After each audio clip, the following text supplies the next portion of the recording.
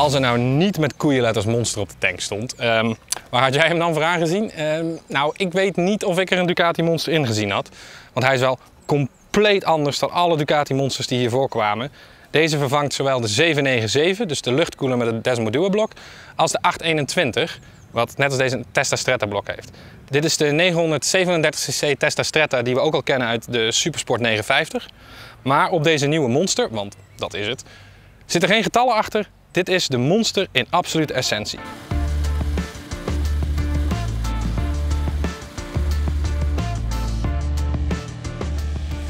Nou, het eerste wat natuurlijk opvalt als je opstapt, het dashboard. Klein beetje afgekeken van de Panigales, full TFT, kraakhelder en vooral de graphics zijn heel cool. Ze hebben gewoon echt een klein motortje in beeld waarbij ze wat je aanpast een kleurtje geven. Dus wanneer je minder wheelie control wil, dan geeft hij dat in rood aan op de motorfiets met een liftend voorwieltje. Wanneer je een fijnere gasreactie wil, dan pakt hij dus echt het blokje, die kleurt hij rood en dan weet je gewoon, dat ben ik aan het aanpassen. Dat kun je heel makkelijk zien onder het rijden. Het is alleen jammer dat ze de bediening van het menu weer onder de richtingaanwijzer gezet hebben, waardoor je nogal eens, dan denk je dat je de richtingaanwijzer uitzet, maar dan zit je dus stiekem in je menu te klooien. Dat is een beetje onhandig, maar voor de rest, het gaat wel gewoon on the fly, makkelijk. Je ziet het niet als je er zelf op zit, maar er zit een klein voordeeltje aan dat Audi het moederbedrijf is van Ducati. Die richtingaanwijzers die gaan net zoals op die hele dikke Audi's zo, lopen ze vol naar buiten toe, zeg maar. Ik kan het een beetje moeilijk uitleggen, je moet het zien. Nou, dan is zo'n richtingaanwijzer natuurlijk leuk, maar vooral de technische kunde die ze bij Audi vandaan halen. Kijk naar de achterbrug. Lijkt heel erg op die van de Multistrada V4 en dat komt omdat ze dezelfde techniek hebben gebruikt om alles weg te halen wat je niet nodig hebt. En dat hebben ze op de hele motorfiets doorgevoerd, maar vooral die achterbrug flinterdun. Haast bizar om te zien. Maar juist door al die massacentralisatie en het weghalen van dingen die je niet nodig hebt, het is een heel klein monstertje geworden.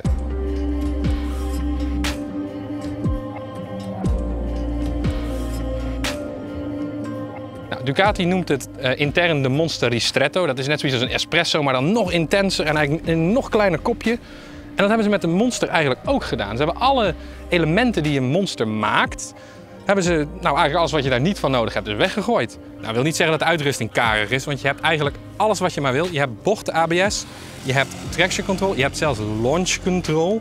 3 rijmodi, dat zijn de Touring, de Urban en de Sport. Alle 3 kun je verstellen onder het rijden. Op zich wel handig, maar het wordt bediend via het knopje van de richtingaanwijzer. Dat deed Ducati al eerder, dat is weg geweest, nu is het terug van weg geweest. Niet top.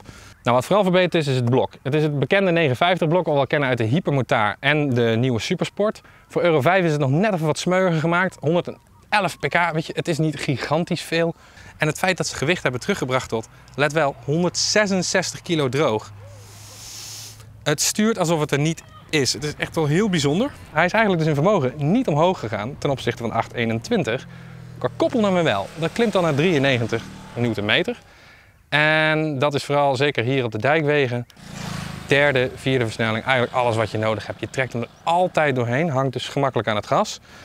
Elektronica is wel misschien wat aan de veilige kant. Dus als je echt wheelies leuk vindt, dan moet je de wielencontrole uitzetten. Dan moet je ook de traction control uitzetten.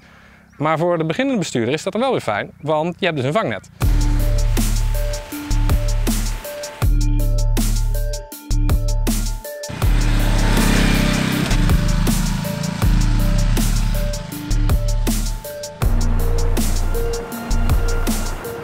Oké, dingen die ik goed vind aan de Monster. De vering is beperkt instelbaar, voor helemaal niet, achter heel erg beperkt. Maar ik hoef er ook eigenlijk vrij weinig aan te sleutelen. Een mooie balans tussen rijcomfort en gewoon prima sturen. Dus dat is goed. Die richtingaanwijzers, hartstikke gimmicky, maar ja, tegelijkertijd ook wel weer heel cool. Het zadel is ook niks te hoog, dus als je wat kleiner bent, ik ben 1,86 meter, alle ruimte. Maar ook kleine rijders, dus gaat prima. Wat ik minder goed vind, ze hebben hem heel smal gemaakt. Daardoor wordt die radiateur voor het gevoel wel weer wat breed. En zitten er heel veel koelslangen aan, want het zit gewoon gruwelijk in het zicht. Nou, de prijs ben ik nog niet helemaal over uit, met 13.390 euro.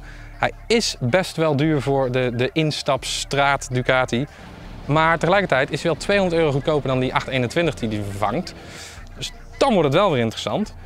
Nou, concluderend is het een Ducati Monster. Een Ducati Monster moet voldoen aan een aantal dingen. En dat is die bisonvormige tank en minimaal bodywork. Heeft hij. Het frame van de Superbike van Ducati. Aluminium frontframe, net zoals de Panigale. Heeft hij. Het blok van de sportieve, maar toch straatgerichte, ja, in dit geval de supersport, heeft hij ook. Dus is het een Ducati Monster? Ja.